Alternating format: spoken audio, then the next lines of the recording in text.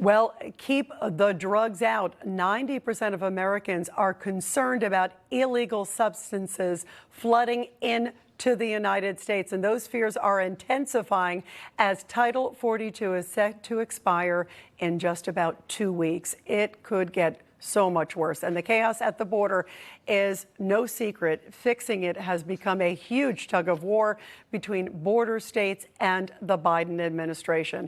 And joining us now to talk about all of this and more is Pinal County, Arizona Sheriff Mark Lamb, who is running for the U.S. Senate seat now held by Kirsten Sinema, and also another one of our favorites, former Sheriff of Milwaukee and Newsmax contributor, Sheriff David Clark.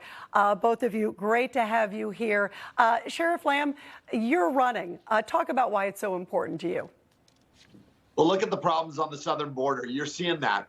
And of that 90%, 50% of all illegal drugs in America are coming through Arizona's borders. So we have a crisis here. It's not just the drugs, it's the human trafficking that's going on as well. We've got to do something about it. Arizonans realize that. Along with the rule of law, Arizonans want a proven conservative fighter who's going to stand up for the people of Arizona and go back to Washington, D.C. and fight for the things which we love, which are God, family, and freedom. You know, Sheriff Clark, I was talking with President Trump earlier this week, and he is very concerned about the border, as I know both of you are. And he mentioned that right now, under his reign, or rather under Biden's reign, basically 12 times the amount of drugs are coming across the border compared to when he was in office. Your reaction and the fact that also with Title 42 about to be lifted on May 11th, you can imagine how much of a concern that's going to be for the American public. Yeah, let's sort that out a little bit. First of all, the Title 42 was never meant to be a border control per se policy. It had to do with the public health crisis, which we were dealing with at the time. With COVID, but also we can't take our eye off the northern border, as many of these cartel and some of the other smugglers and whatnot are starting to come through the northern border, knowing that it's probably less conspicuous. We got to keep an eye on the northern border as well. As for President Trump, he had it right. In 2017, in a joint session of Congress in his first year, he offered a 4-point plan to fix immigration. Now, we all know, we should know that this is the purview of Congress under Article 1, Section 8, that says that Congress shall form rules on naturalization or immigration.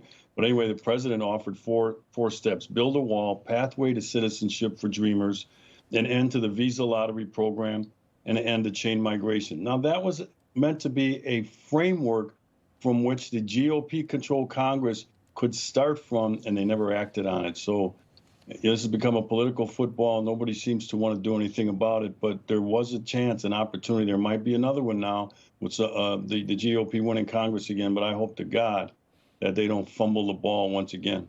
That's a great point. And Sheriff Lamb, let me talk about what Sheriff Clark said. There's a moment. How do you get the momentum so all sides really do something and aren't just talking about it? And then on the flip side, speaking of talking, when we get back to the drug issue, this president doesn't seem to barely mention the word fentanyl, and it is taking 100,000 American lives every single day, Sheriff Lamb. Absolutely. This administration is focused on dividing the American people because they know that the strength of America is we the people. And they've done that in the Republican Party, which is why the Republican Party loses seats. We're fortunate enough to get the House back, but we should have got it back by much more seats. We now have an opportunity to take the Senate back. We've got to get people that understand the fight that we're in, the issues that we're dealing with, which these kitchen table items are the economy, border security, the rising crime.